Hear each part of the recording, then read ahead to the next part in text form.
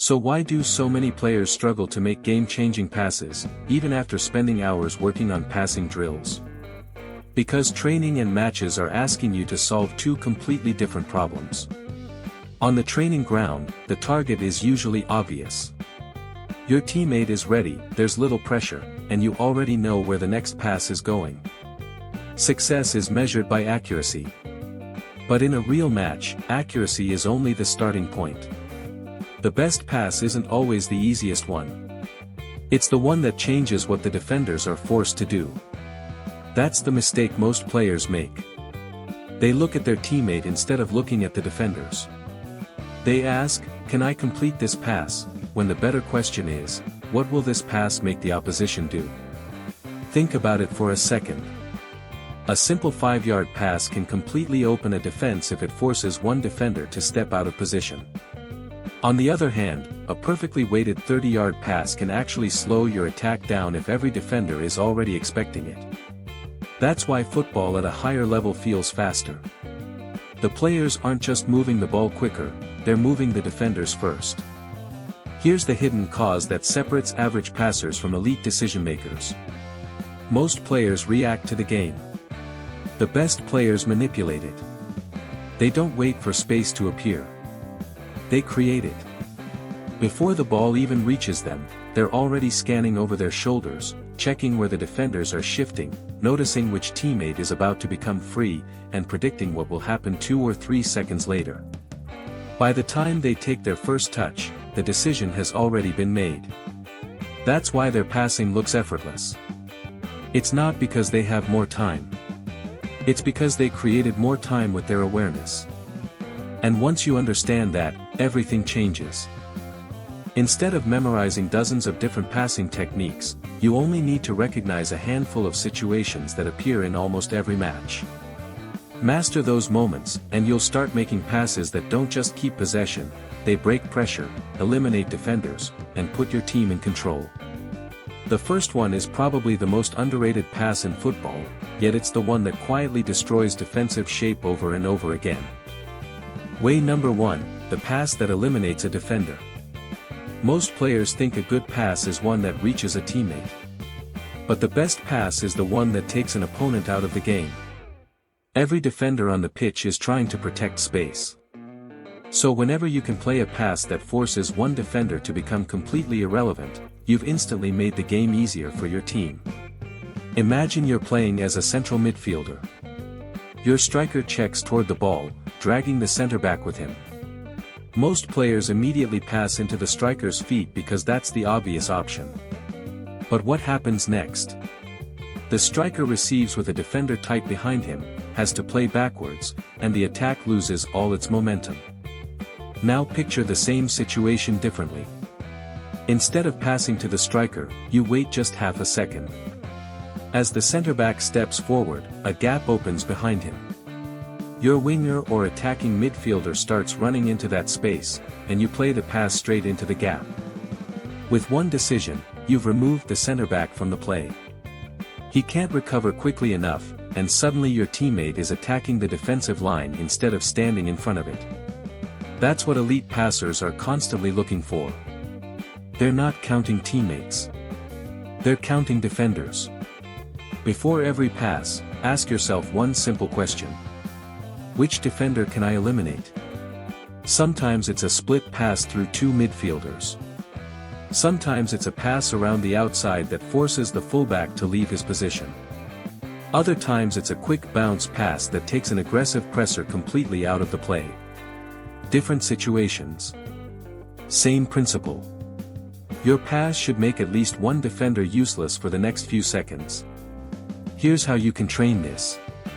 During small-sided games, stop judging yourself by pass completion alone. Instead, keep track of how many of your passes actually remove an opponent from the play. Did your pass force a defender to turn? Did it create a numerical advantage? Did it allow your teammate to face forward with time and space? At first, you might only notice 1 or 2 opportunities each game. Then you'll start seeing them everywhere. You'll realize that football isn't just about moving the ball, it's about moving the opposition. Every successful pass changes the picture on the pitch, and the players who understand that are always one step ahead. Once you start thinking this way, you'll notice something else.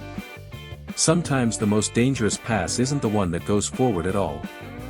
In fact, one of the smartest passes in football often looks completely harmless, until you see what it creates 2 seconds later. Way number 2, the pass that attracts pressure. This might sound completely backwards. Sometimes, the smartest pass is the one that invites the opponent to press you. Most young players spend the entire game trying to avoid pressure. They rush their passes, force the ball forward, or play the safest option because they're afraid of losing possession. But the best teams in the world don't just escape pressure. They use it. Think about watching a top-level match. You'll often see a center-back or defensive midfielder play a short pass to a teammate who already has an opponent closing them down. At first, it looks like a risky decision. But it's actually calculated. Why? Because every defender who steps toward the ball leaves something behind, space. When one player commits to pressing, another area of the pitch becomes vulnerable. The moment that defender leaves his position, a teammate somewhere else has a little more room to receive. That's the opportunity you're trying to create. Imagine you're playing as a number 6. Your right back has the ball, and the opposition winger is hesitating, unsure whether to press. Instead of forcing a long pass down the line, your right back plays a short pass into you. The winger commits. The nearest midfielder steps closer. Now 2 defenders are focused on one player. Instead of panicking, you take one calm touch and play the ball into your free central midfielder or switch it to the opposite side. In just 2 passes, you've beaten multiple opponents, not with speed, but with patience. That's why this isn't just a pass. It's a trap.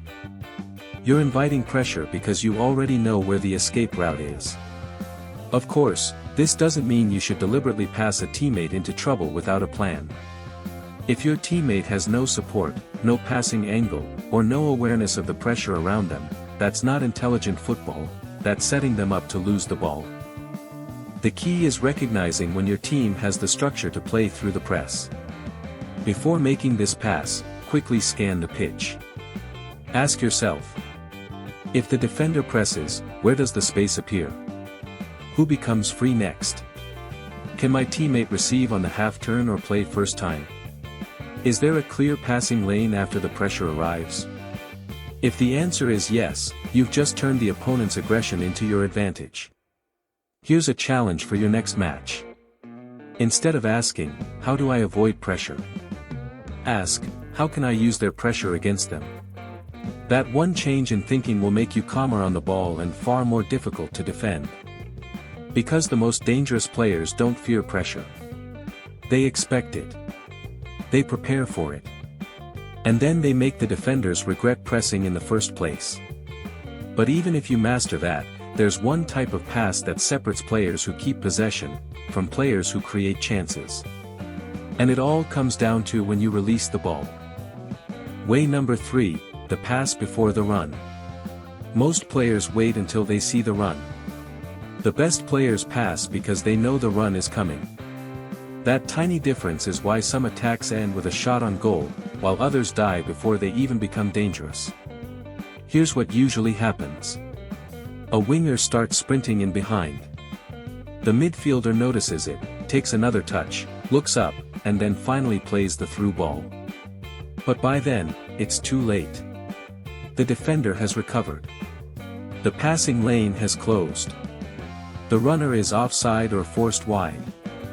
The opportunity is gone. At higher levels, football isn't won by reacting. It's won by anticipating. The pass has to arrive at the same moment the space appears, not after it. Think about a striker making a curved run behind the defense. If you wait until he's already 5 meters clear, every defender on the pitch has seen exactly what you saw. They start dropping, covering the space, or stepping into the passing lane. Instead, play the ball just before the run reaches full speed. You're not passing to where your teammate is. You're passing to where the game is about to be. This is why elite playmakers often look like they have unbelievable vision. In reality, they're not seeing more than everyone else, they're seeing it earlier. They're reading body language. A striker glances over his shoulder. A winger starts leaning forward. A fullback opens his hips. A defender gets caught looking at the ball.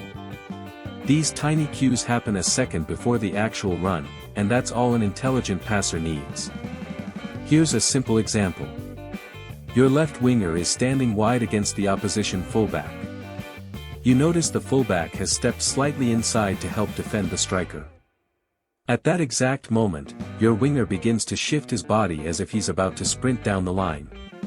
Most midfielders wait for the sprint. Instead, play the pass the instant you recognize the signal. By the time the defender reacts, the ball is already rolling into the space, and your winger is running onto it at full speed. The defender isn't chasing the player anymore. He's chasing the ball. And in football, whoever reaches the ball first controls the next moment. So how do you train this? Start paying attention to triggers instead of movements. During matches or even while watching football on TV, don't follow the ball all the time. Watch the players away from it. Notice what they do 1 or 2 seconds before they receive. You'll start recognizing patterns that most players never see. Then bring that into training. In small-sided games, challenge yourself to release at least 3 passes earlier than you normally would. Not rushed passes, anticipated passes. Trust the run. Trust your read of the game. At first, you might get a few wrong, but over time your timing will become one of your biggest weapons. Remember, defenders are trained to react. Great passers force defenders to react too late. And that's often the difference between a blocked attack and a clear chance on goal. But there's one final pass that almost every top midfielder, fullback, and playmaker uses. It doesn't always show up in the highlights, yet it constantly creates the moments that win matches because it changes the angle of the entire attack. Way number 4, the pass that changes the angle. Most attacks don't fail because the pass was inaccurate. They fail because the angle stayed the same. Watch a typical youth game, and you'll notice the ball keeps moving in straight lines. Forward. Backward. Down the line.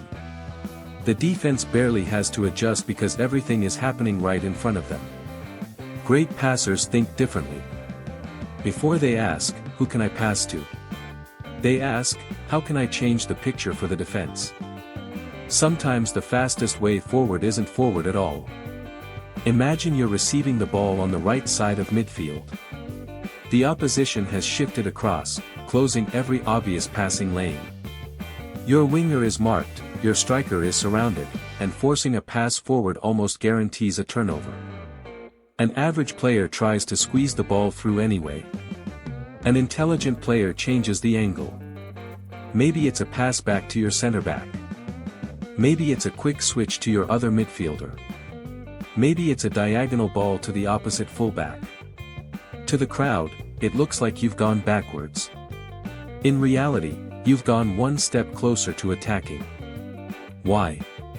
Because defenders move as a unit. When the ball stays on one side, they stay compact. But the moment the ball changes angle, they have to shift together. And while they're moving, they're vulnerable. That's the moment you're waiting for. Think about a team defending with 10 players behind the ball. Breaking them down with one miracle pass is incredibly difficult. But make them slide left. Then slide right. Then play inside. Suddenly, gaps begin to appear. Not because the defense is bad, but because no defensive shape stays perfect while it's moving. That's why the best midfielders don't force attacks. They stretch defenses until the right opportunity appears. Here's a simple habit that will improve your passing decisions immediately. Every time you receive the ball, give yourself 3 options. Every time you receive the ball, give yourself 3 options. Can I play forward and eliminate a defender? Can I use pressure to free another teammate? If neither is available, can I change the angle and make the defense move? If the answer to the first two is no, don't panic. Changing the angle isn't a safe option. It's often the smartest one. In training, make this intentional. During possession drills or small-sided games, don't judge every backward or sideways pass as negative. Instead, ask yourself what happened after it. Did your team gain more space? Did the defense have to shift? Did a new passing lane open? If the answer is yes, then that pass did exactly what it was supposed to do. The biggest misconception in football is that every great pass has to look spectacular. It doesn't. Some of the most important passes in a match never become assists. They never make the highlight reel. But they create the conditions for the assist, the shot, or the goal that comes a few seconds later. That's how elite players think. They don't chase the difficult pass. They choose the pass that makes the next action easier. And when you combine all four ideas, your entire approach to passing changes. Instead of simply moving the ball, you'll start manipulating defenders. Instead of reacting to pressure, you'll use it. Instead of waiting for runs, you'll anticipate them. And instead of forcing attacks, you'll create the angles that make attacks inevitable. That's when you stop looking like someone who can pass. You start looking like someone who understands the game. Practical match application. Now here's the challenge. Don't walk into your next match trying to remember all four passing concepts at once. If you do, you'll overthink every touch, hesitate on the ball, and end up playing worse than usual. Instead, focus on one objective per game. For example, before kickoff, tell yourself, today, I'm going to look for passes that eliminate a defender. That's it. Forget everything else. After the match, ask yourself 3 simple questions. How many times did I spot the opportunity? How many times did I actually attempt it? What stopped me when I didn't? On another match day, make your focus attracting pressure. On the next one, work on playing the pass before the run. Then dedicate a game to changing the angle of the attack. When you isolate one skill at a time, your awareness improves much faster than trying to master everything in a single game. The same idea applies in training. During rondos, don't just think about keeping possession. Look for the pass that takes one defender completely out of the play. In small-sided games, challenge yourself to recognize when the opposition is pressing aggressively. Instead of rushing the ball away, stay calm and identify where the free player will appear. During finishing drills or attacking patterns, stop watching the player making the run. Watch for the cue that comes before it, the striker checking his shoulder, the winger opening his body, the defender stepping too high. Your goal is to release the ball before everyone else realizes the opportunity is there. And whenever you're playing possession games, ask yourself one question every time you receive the ball. Can I improve the angle of the attack? That single question will stop you from forcing difficult passes and help you make smarter decisions under pressure. There's another habit that separates intelligent passers from average ones. Watch your games back. If your matches are recorded, even if it's just a phone on the sidelines, don't spend the whole time following the ball. Watch yourself before you receive it. Did you scan the field? Did you recognize where the pressure was coming from? Did you miss a runner because you looked up too late? Did you play the obvious pass when there was a better one available? Those answers are worth more than hitting 100 extra passes in training without a purpose. Because football intelligence isn't built by repeating the same action. It's built by recognizing patterns and making better decisions every time they appear. The more matches you play with intention, the more these 4 passes become automatic. Eventually, you won't have to think about them. You'll simply see the game faster than everyone around you. Here's the truth that separates good players from great ones. The game is rarely decided by the player with the fanciest skills. It's usually decided by the player who sees the next moment before anyone else. That's what passing really is. It's not about showing off your technique. It's about solving problems before they become problems. Every time you receive the ball, you have a choice. You can play the obvious pass that keeps the game exactly as it is. Or you can play the pass that changes the picture. The one that eliminates a defender. The one that uses pressure. The one that arrives before the run. The one that shifts the entire defense. That's how midfielders begin controlling matches. That's how attackers receive the ball in dangerous positions. And that's how coaches start trusting you when the game is on the line. So in your very next match, don't judge yourself by how many passes you complete.